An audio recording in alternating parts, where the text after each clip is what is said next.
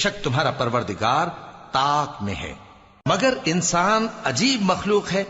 کہ جب اس کا پروردگار اس کو آزماتا ہے کہ اسے عزت دیتا اور نعمت بخشتا ہے تو کہتا ہے کہ میرے پروردگار نے مجھے عزت بخشی، اور جب دوسری طرح آزماتا ہے کہ اس پر روزی تنگ کر دیتا ہے تو کہتا ہے کہ میرے پروردگار نے مجھے ذلیل کیا۔ یوں نہیں، بلکہ تم لوگ یتیم کی خاطر نہیں کرتے اور نہ مسکین کو کھانا کھلانے کی ترغیب دیتے ہو، اور میراث کے مال کو سمیٹ کر کھا جاتے ہو اور مال کو بہت ہی عزیز رکھتے ہو۔ یوں نہیں،